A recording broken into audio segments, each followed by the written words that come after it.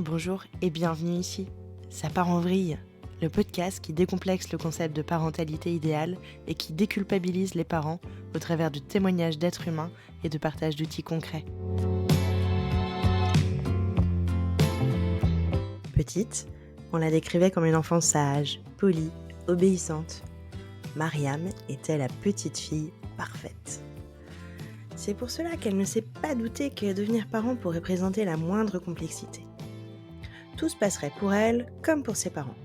Son enfant serait sage, gentil et obéissant.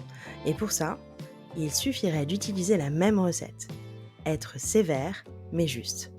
Pour son bien. Pas d'autre solution à chercher. Et surtout, ne pas se louper parce que le comportement de son enfant serait fatalement le reflet de ses compétences en parentalité. Tout ça, c'était avant la rencontre avec son fils. Place à Mariam et à son récit, à ses doutes, à ses remises en question des concepts préétablis qui finalement ne sont plus très alignés avec ce qu'elle souhaite transmettre à son enfant. Je vous souhaite une bonne écoute.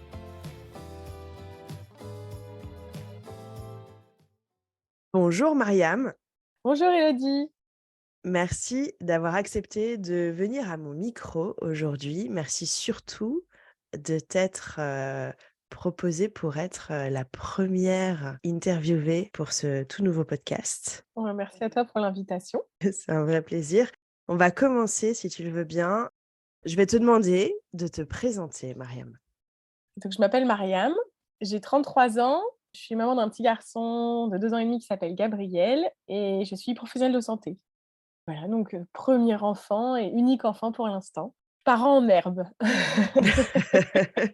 C'est vrai, parents en herbe. Très bien. Écoute, je vais commencer en entrant directement dans le vif du sujet. Si je te dis le mot parentalité, ça te fait penser à quoi? La parentalité, c'est, mon quotidien depuis 2 ans et demi. C'est un vrai challenge, c'est un plaisir aussi c'est le fait d'être avec ton enfant et d'essayer de donner le meilleur de toi-même pour qu'il grandisse dans des conditions, les plus respectueuses de son développement. C'est pas facile. Est-ce que quelqu'un t'avait dit que c'était facile avant ou? C'est pas quelqu'un qui m'a dit ça, je pense que c'est moi-même qui m'étais dit ça. Ah! Ah Donc ouais, tu ouais. veux tu veux dire que parmi les croyances et les principes que tu pouvais avoir avant d'être enceinte ou avant de rencontrer Gabriel, ça faisait partie de tes croyances que la parentalité, c'était un truc qui allait, filer tout droit et que ce serait facile? Allez, on va pas dire facile, mais vraiment beaucoup plus facile que ce que c'est là, quoi. Enfin, bah, il suffit d'appliquer les recettes, voyons Élodie, elle connaît les recettes, donc pourquoi ça fonctionnerait pas? Ah mais tu Et du bol toi, tu eu des recettes. ta maman, elle t'a pas donné un petit livre de recettes, comment élever un enfant bien sage et équilibré, en 10 leçons? Donc oui, non, j'ai vraiment déchanté, en devenant maman parce que c'est pas si facile que ça et puis tu sais, on est de très bons parents avant d'en être un nous-mêmes, Oui, avant d'avoir des enfants. c'est là où on est les meilleurs parents d'ailleurs, hein. C'est ça. Donc je regardais les autres parents en me disant: «Franchement, bah, c'est pas compliqué quoi, ils pourraient faire un effort». Franchement, voilà quoi. Ils sont trop mauvais en tant que parents ceux-là. Et bon, bah, après on a les nôtres et on se dit: «Ah! Effectivement, c'est un défi de tous les jours» et même en ayant, des connaissances et même en ayant, toute la patience du monde, c'est quand même, pas forcément facile.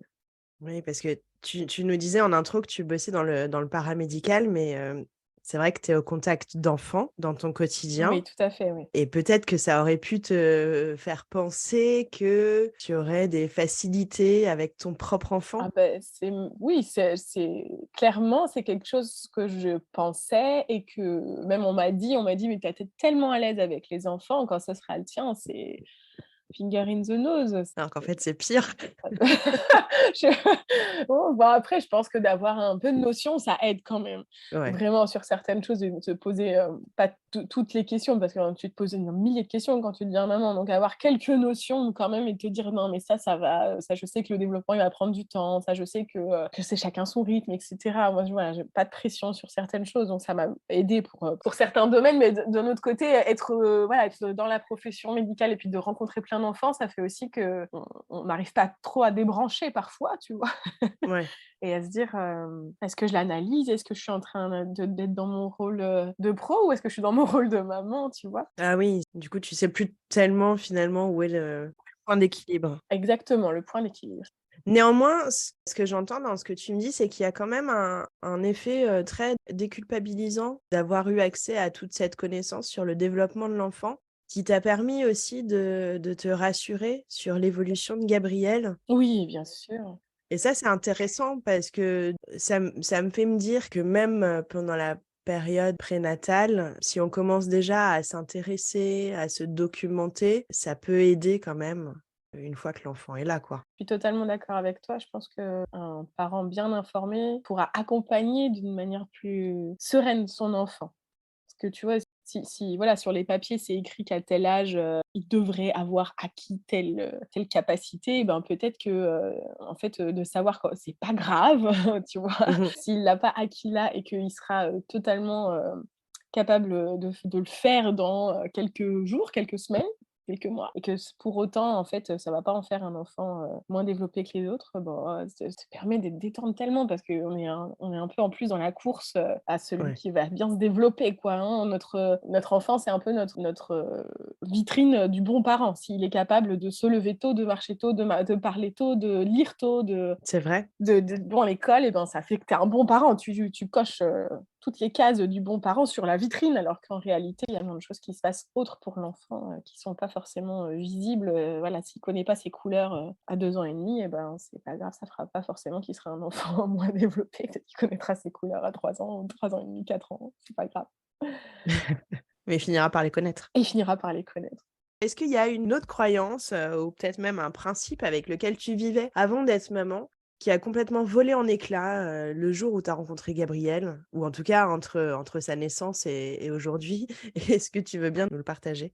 Moi, quand tu me parles de ça, tu vois, ça m'évoque le fait que, quand j'étais enceinte de Gaby, j'ai pas du tout prévu le postpartum à part, les premiers mois quoi, tu vois, les choses de base qu'on m'avait données, faire ta rééducation périnéale, des choses comme ça, tu vois?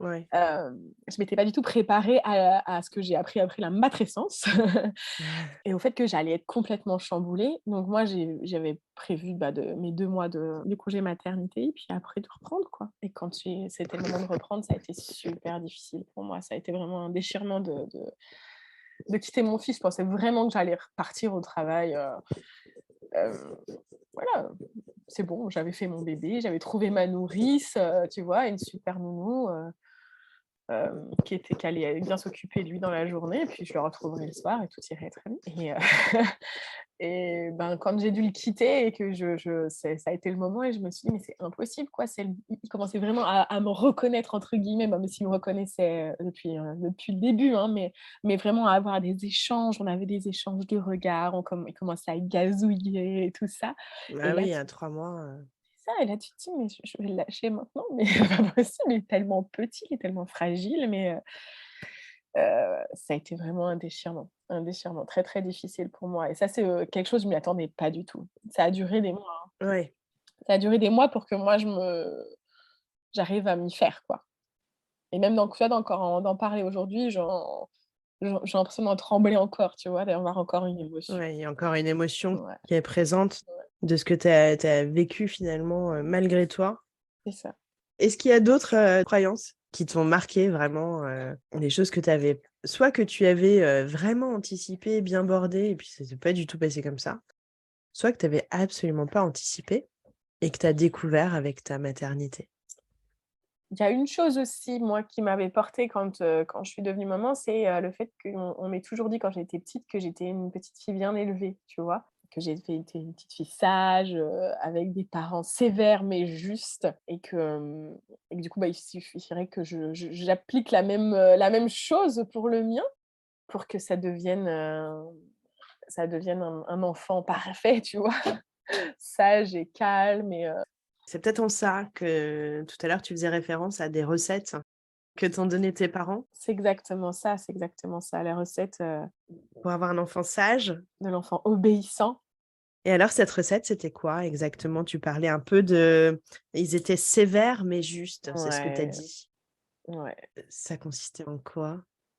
Oh bah, tu sais, c'est ce qu'on appelle maintenant, les violences éducatives ordinaires, tu vois? Moi, j'ai eu des parents, toujours, hein, très aimants, hein, qui passait beaucoup par l'autorité, par la peur, hein. C'était vraiment Ouais. une éducation autoritariste que j'ai reçue et beaucoup, voilà, les cris, c'est c'est vrai que bien ça fait un enfant qui obéit, mais qui obéit pour quelle raison?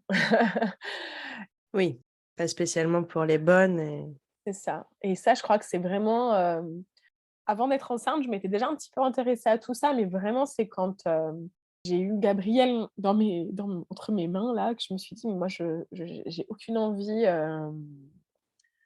de lui de l'élever comme ça, en fait. J'ai envie de partir de cette façon-là d'élever, j'ai pas envie de lui crier dessus. Est-ce qu'il y a pas une autre façon de faire, en fait? Est-ce que j'aurais pas un voilà, une autre porte d'entrée pour élever mon fils?» Alors, c'est pas facile de quitter la façon dont on a été élevé. Il y a plein de fois où j'ai des «vieux démons» entre guillemets, qui sont toujours là et qui réapparaissent parce que, bah, c'est comme ça que j'ai été élevée donc quand il y a quelque chose qui nous contrarie, on a le ten j'ai tendance à hausser le ton et à froncer les sourcils, tu vois? Pour faire peur. je vois tout à fait. Parce que c'est voilà, c'est par la peur que ça marche le mieux, mais en fait, non, donc faut arriver à se déconditionner, mais ouais, oui, ça c'était une des choses pour lesquelles je pensais vraiment, que c'est comme ça qu'il fallait élever un enfant, que je devais élever mon fils. Oui, parce que c'était ce que tu avais connu. Donc finalement, n'ayant rien connu d'autre, C'est ça. c'était toute somme logique de reproduire ce que tu avais reçu parce que, bah, tu t'en es pas si mal sorti, quoi.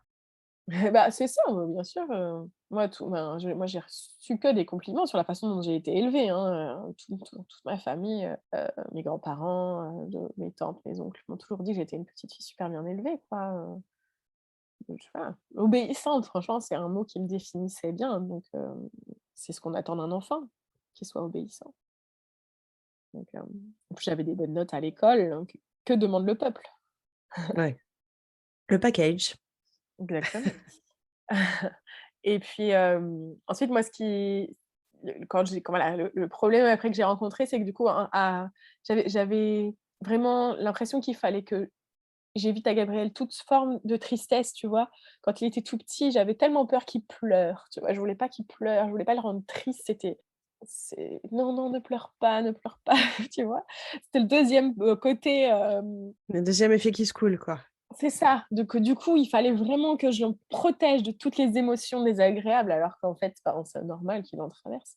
Mais le temps que j'arrive à passer ce cap-là, de me dire, ça fait je suis pas une mauvaise mère s'il traverse des émotions désagréables et je peux être une maman, différente sans forcément enfin, une maman qui peut élever son enfant correctement en lui donnant des règles, sans forcément imposer ses règles de façon, heu, Autoritaire ou par la peur. voilà, par la peur, ouais, c'est ça que je cherchais moi, voilà. Oui, donc tu as eu, vraiment, ce qu'on disait avant, 2 effets qui se coulent. Le premier, tu rencontres Gabriel et là tu te dis: «Mais en fait, c'est pas possible, j'ai pas envie, de d'élever mon enfant de la même manière que moi j'ai été élevée, donc je vais chercher, hem, une autre manière de faire, pour devenir parent et pour, l'aider lui à grandir». Ça, c'était la au moment de la rencontre. Mmh. Mais ça a été, le 2e effet, ça a été, du coup, je ne veux pas que tu souffres, je ne veux pas que tu sois, malheureux, que tu sois triste et essayer d'empêcher qu'il ressente la moindre, émotion désagréable en vue de finalement de toujours dans cette optique de le protéger, quoi. C'est ça, de le protéger complètement. Mais du coup, de trop le protéger et puis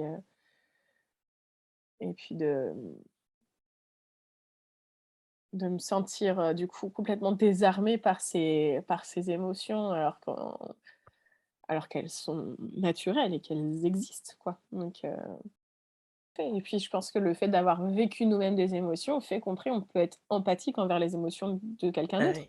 Si l'enfant il a jamais vécu de la tristesse, quand il te voit devenir triste, il se dit: «Mais qu'est-ce que c'est ça? Oui, il Qu'est-ce que comprend c'est que pas. cette chose-là?»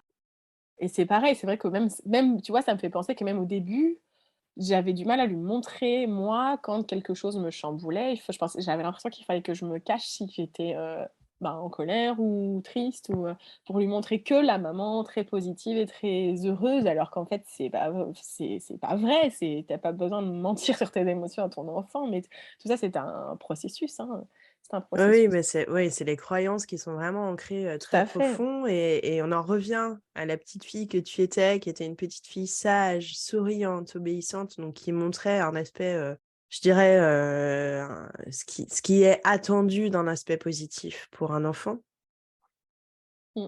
et tu l'as, reproduit, Ouais, sur la maman en te disant: «Il faut, que je lui montre, qu'on est positif, que tout va bien, qu'on est joyeux», c'est ça. même quand c'est pas le cas. Ouais, c'est ça. Si je suis tout le temps heureuse, il sera tout le temps heureux, mais en fait ça sert à enfin c'est Sauf que si ça sonne faux, il le sent et du coup, il y a un truc qui matche pas, quoi. la dissonance, ouais est assez, Ouais, ouais, ouais, c'est encore pire en réalité que de montrer vraiment son émotion et puis de l'expliquer, quoi. bien sûr. Nous, on est d'une génération, malheureusement, nos parents n'étaient pas, éveillés, si je puis dire et du coup, n'étaient pas tellement au fait de leurs propres émotions et n'ont pas été en mesure d'être au fait de nos émotions en tant qu'enfants, ce qui a fait de nous des adultes, bon, pas très au fait de nos propres émotions non plus. Mais quand on comprend un petit peu ce schéma-là et surtout qu'on comprend comment fonctionnent les émotions, quelles sont-elles et cetera et qu'on a besoin de les traverser et qu'on se donne cette autorisation en tant que parents de vivre ces émotions sans se cacher devant nos enfants, ça permet quand même de modéliser, heu, pour eux et ça leur donne des outils. Bah, ça permet de modéliser et oui, ça leur donne, des outils pour eux aussi décharger un peu cette émotion, qui les traverse, en fait. Exactement, pour savoir comment traverser leurs émotions et Mmh. les réguler. Mmh. Mmh. Et en fait, si ça passe pas par nous, je pense que c'est vraiment quelque chose qui est difficile à appréhender seul, Mmh. déjà quand tu es adulte, alors imagine quand tu es enfant, ça marche pas, En quoi. fait, c'est comme pour chaque chose, dans l'éducation d'un enfant, c'est le parent qui modélise ce qu'il fait, en fait. C'est parce que, on marche qu'il va finir par marcher, c'est parce qu'on parle qu'il va finir par parler et c'est parce qu'on traverse la colère, d'une manière, saine qu'il va pouvoir traverser sa colère sans, en apprenant à ne pas taper ou à ne pas, tout casser autour de lui Ouais, et effectivement. que savoir que ça existe quand même et qu'on peut être en colère mais ne pas, voilà, Oui, tout on en peut être étant en colère très, très fort et taper du pied, crier, courir, c'est ça, sauter, jeter des ballons mousse. Enfin, il y a bien, vraiment, pléthore d'outils qu'on peut utiliser quand on est petit, mais aussi quand on est grand, c'est ça, et qui, pour, permettent de décharger, le stress, sans pour autant être, violent avec autrui ou avec soi-même. c'est ça, tout à fait. Et alors, un peu plus tôt, tu as commencé à parler de réflexes que tu peux encore avoir aujourd'hui avec Gabriel, malgré, ce choix conscient de parentalité, différente de ce que tu as pu recevoir. Mmh. Tu parlais du fait que, bah, de temps en temps, il peut t'arriver de hausser le ton de la voix, de froncer les sourcils quand quelque chose se passe, pas Pas comme je le veux. comme tu souhaiterais que ça se passe. Est-ce que tu veux bien nous en partager un peu plus sur cet aspect-là? Oui, je sais bien que dans les moments où je suis en stress, où il y a, quelqu'un qui me regarde, surtout quelqu'un de la famille et qui pourrait, juger si je suis une bonne maman et si ce que je fais avec Gabriel fonctionne ou pas. Je vais avoir tendance à voilà, si Gabriel, a un comportement qui est pas OK, à reprendre, une parentalité beaucoup plus autoritaire. Voilà et il faut vraiment que je respire pour arriver à repartir dans l'autre sens parce que sinon c'est vraiment, automatique. Je vais froncer les sourcils, je vais me fâcher, enfin, je vais lui dire enfin voilà stop, mais d'une manière très forte, enfin vraiment, avec une voix dure, je vais taire son émotion en disant: «C'est bon, arrête maintenant», je vais pas avoir l'attitude que j'aurais aimé avoir et il faut vraiment soit que que je m'accorde un moment de souffle en enfin en ayant, une petite, lumière maintenant, qui est quelque part quand même dans ma tête et qui me dit: «Attention Mariam, est-ce que c'est vraiment ça que tu veux faire?» Mmh. Et du coup, j'ai j'ai l'impression de refaire ma liste de: «Bon allez, pourquoi il agit comme ça? Qu'est-ce que tu peux lui offrir d'autre comme solution? Et qu'est-ce que tu peux faire à toi-même pour, te déstresser quoi?» Et prendre soin de moi déjà en fait. Souvent quand c'est la petite lumière qui s'allume en disant: «Attention, est-ce que c'est vraiment ça que tu veux?» J'essaye déjà de souffler, de lui dire: «Écoute là, je j'arrive pas, il faut que tu me laisses un moment parce que je sais plus». Donc parfois le problème c'est qu'un enfant ça te laisse pas un moment donc si tu es toute seule, ça c'est difficile, hein. Ouais. Donc faut arriver à se mettre dans une bulle et lui montrer, bah, alors du coup, ce qui marche pas mal, moi, c'est que je continue à lui parler, je reste en contact avec lui en parlant et en soufflant et en lui disant: «Là, tu vois, je suis énervée, donc je souffle, j'ai besoin que tu me laisses, souffler» et Oui, tu utilises la description de ce que toi-même tu es en train de traverser pour pouvoir exactement, redescendre en pression. c'est ça. Mais oui, malgré tout ce que j'ai appris maintenant, comme compétences, parentales, il y a toujours encore un peu, ces démons en moi qui surviennent, surtout dans les moments de stress intense, ouais, là, surtout, avec la fatigue aussi parfois. Ouais.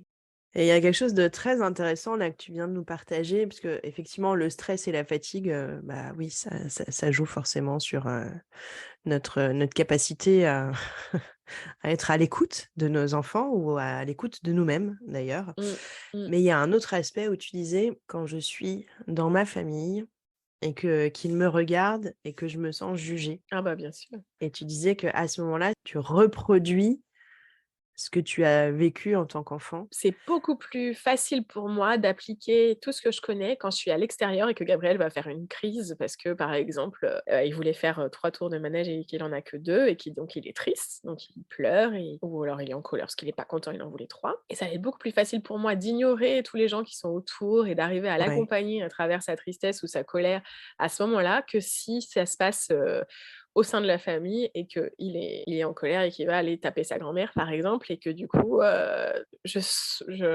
sens une tension, ouais, beaucoup plus importante, dans ce cadre-là, complètement. J'arrive beaucoup moins à ouais, ignorer les jugements de personnes de ma famille ou de mon entourage proche que des gens d'extérieur. ouais, le poids est beaucoup plus lourd en fait, Il faut encore que je sois une bonne petite fille, tu vois? c'est ça. C'est ça en fait, tu t'es pas détaché de ce rôle, de la petite fille parfaite, que tu dois être aux yeux de ta famille, quoi. Certainement qu'il y a de ça, ouais. C'est très intéressant parce que ça vient éclairer vraiment, une autre facette de la complexité de la parentalité. C'est aussi, quels parents on est, dans notre, cercle familial par rapport à l'enfant qu'on a pu être. Par rapport à l'enfant qu'on a pu être. Est-ce qu'il y a d'autres moments où tu vois il y a des situations qui dérapent? Ça peut être aussi dans les moments, tu sais, où on est pressé aussi. Ça, c'est la pression du temps. Ouais. Quand tu es pressé et que, toi, tu sais très bien que dans 10 minutes, tu dois aller le déposer chez la nourrice et que lui, il n'a pas du tout décidé qu'à ce moment-là, il fallait qu'il mette son manteau, ses chaussures parce qu'en fait, son besoin à lui, c'est pas du tout celui-là. Lui, il a envie de jouer, donc il va chercher, sa peluche ou son jeu et puis toi, tu es là: «Mais c'est pas le moment, quoi!» et que je sais qu'en plus, c'est plus je vais être, stressée Et pire ça va être. plus il va essayer de me détendre, donc il va essayer de jouer, de s'amuser, de montrer qu'en fait, «Regarde maman, viens, on va lire un livre. Tu sais, tu aimes bien lire Ouais. un livre», mais non, en fait, c'est pas du tout. Donc voilà, c'est pareil, hein, c'est vraiment beaucoup de self control pour arriver à se dire: «Bon, si je m'énerve, ouais, mais tu vois, il y a toujours ce truc-là où le premier réflexe, ce serait de m'attraper, de lui dire: "Bon allez maintenant, hop, hop, hop, on met les chaussures, mais voilà, c'est après me retrouver avec un enfant qui pleure, moi qui ai le moral à zéro parce que du coup, juste avant de partir et je l'ai fait pleurer, c'est l'horreur, quoi. Ouais. Donc maintenant, bah, le jeu, ça marche pas trop mal pour essayer de comme il a envie de jouer et moi j'ai envie de mettre les chaussures, bah, les chaussures, elles vont venir le manger ou des choses comme ça peut marcher des fois, hein. Des fois ça marche moins bien. Donc des fois, il part sans chaussures. Puis c'est pas grave. Et c'est OK en fait, parce que les chaussures, tu peux les mettre après. Bah, c'est ça et des fois, voilà, parfois aussi c'est ça, il veut pas mettre son manteau, ben, je laisse sortir, faire 3 pas dehors, il sent qu'il fait froid et du coup, il remet son manteau. Et là, il le C'est met. ça. Faut arriver à lâcher sur certaines choses, mais c'est tellement dur, à apprendre, hein, c'est tellement dur, pareil, encore une fois, à déconditionner, tout ce qu'on a, appris, enfin Ouais, réencoder son cerveau, c'est presque ça, hein.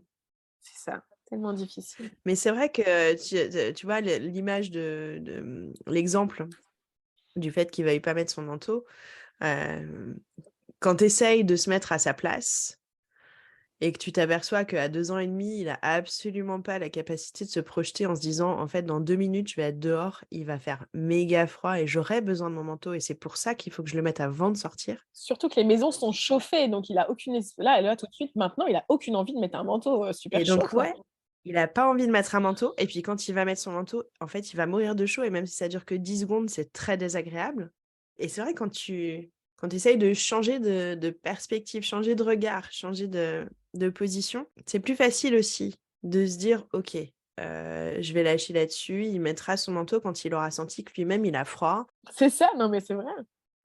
Et puis il y a autre chose aussi qui est que, quand on est stressé comme ça par le temps, parce qu'on doit aller chez la nounou, chez le médecin, faire des courses, on a un rendez-vous ou quoi que ce soit. Notre stress, souvent, on le communique et les recherches scientifiques ont montré que, quand on provoque le stress comme ça chez les enfants, par exemple le matin avant de partir à l'école, ce qui se passe, c'est un relâchement musculaire et du coup, l'enfant, il va avoir tendance à aller encore moins vite que d'habitude et pas parce qu'il a pas envie, c'est juste qu'en fait, son corps répond pas, quoi. Mmh, tout à fait. Et quand tu as conscience de ça aussi, ça te permet, pas tous les jours, mais quand même de temps en temps, de faire un petit pas de côté et de te dire: «OK, en fait là si, il n'arrive pas à mettre ses chaussures, c'est parce que, tous ses muscles ont été relâchés à cause du stress, c'est pas pour m'embêter, c'est juste que moi je suis montée un peu trop vite dans les tours et qu'en fait il va falloir que je me calme pour que tout redescende et qu'on puisse y aller, quoi».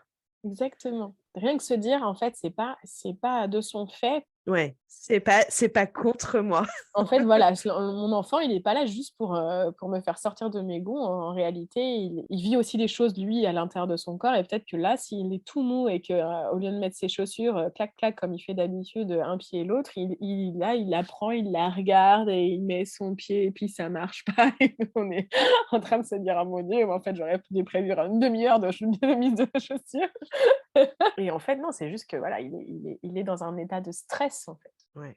Il est pas là pour nous embêter, quoi. Ça, c'est vraiment aussi un truc, ce qui m'aide beaucoup, moi, au quotidien, c'est de me dire que mon enfant ne me manipule pas, mon enfant n'est pas là pour me faire du mal, mon enfant n'est pas là pour m'embêter, et ça, ça change la vie, moi, je trouve, enfin, la vision que tu peux avoir sur ton enfant, quoi. De te dire que en fait, il t'aime. A priori, il est heureux quand tu vas bien, donc il est pas contre Ouais, toi. c'est ça, il fait pas les choses contre toi, il fait les choses pour lui. Oui, Ça, c'est vrai, ouais. parce qu'il est très égocentré et ça dure quelques années quand même comme ça, Ah oui, parfois même toute une vie, hein, chez certains. Il dit oui à ses besoins, avant de penser même que le fait de dire oui à ses propres besoins pourrait entraîner des situations désagréables pour toi parce qu'en fait, il en a même pas conscience, quoi. tout à fait. OK. Après tout ce qu'on vient d'échanger, est-ce que tu voudrais bien nous partager une ressource? Quelque chose qui t'a aidé dans ta vie de maman? Alors moi, quand j'étais maman d'un tout petit bébé Gabriel et que j'avais, bah, beaucoup de retours de parents qui te disent: «Alors ça y est, il dort, ça y est, il fait ses nuits, ça y est, il fait» et que ma réponse c'est «Non» et que je finissais par me demander effectivement: «Mais est-ce qu'il est en retard? Pourquoi le mien, il fait pas ses nuits à 1 mois, qu'est-ce qui se passe? Qu'est-ce que j'ai mal fait dans mon rôle de maman?» Heu, Ce qui m'a beaucoup aidée à prendre du recul et qui m'a fait, beaucoup de bien, beaucoup déculpabiliser, c'est de lire, «Dormir sans larmes» de Rosa Jové. Elle est pédopsychiatre, spécialiste du sommeil chez les enfants et elle a écrit un livre qui vraiment, permet de mieux connaître le sommeil de l'enfant en général, Mmh. jusqu'à même, un enfant plus grand avec toutes les terreurs nocturnes et cetera Mmh. et vraiment de comprendre qu'un enfant, c'est normal qu'il fasse pas ses nuits à 1 mois, même à jusqu'à l'âge de 6 ans, en fait, ça peut être compliqué le sommeil, pour eux et que notre rôle de parent, c'est pas de leur apprendre à dormir parce qu'en fait, ils savent dormir tout seuls. Enfin, en fait, ils dorment Ouais, depuis qu'ils sont dans le ventre dans notre ventre, donc en fait, ils savent dormir tout à fait. et c'est juste qu'en fait, ça prend du temps de les accompagner, là-dedans et que chacun son rythme. Encore une fois, chacun son rythme et qu'on fait pas d'erreur en accompagnant notre enfant tant qu'on respecte nos besoins et qu'on est OK avec ça. On fait pas d'erreur si on accompagne notre enfant dans le sommeil, voilà. Et ça m'a fait un bien fou parce que c'est pas du tout ce Ouais, que j'entendais, par les retours, de l'entourage, mais c'est important de trouver tout à fait. écho, chez des professionnels de la santé aussi et de se dire: «Non, en fait, mon enfant n'a pas de problème déjà Mmh. et je me suis pas plantée dans ce que j'ai fait pour lui, quoi». Donc merci pour ce partage, c'est vraiment un super bouquin, effectivement. Avec plaisir. Mariam, je te remercie pour, tout ce que tu nous as confié ce matin, pour cet échange riche qui pousse à la réflexion sur certains aspects en plus de ça. Donc, vraiment merci d'avoir accepté, d'être la première à te prêter à cet exercice. Merci à toi aussi Elodie, pour ton podcast et ton invitation parce que, moi je suis contente de pouvoir parler, de parentalité positive tout en mettant bien des mots sur le fait que c'est pas facile tous les jours, mais que c'est pas du laxisme non plus, quoi. Il y a quand même, des règles, à suivre et des choses à faire et beaucoup de travail à faire sur nous-mêmes pour arriver à donner le meilleur de nous-mêmes. Merci à toi Et bah, c'était avec plaisir. À très bientôt, Mariam. et à bientôt. Merci pour tout et bonne continuation à ce podcast.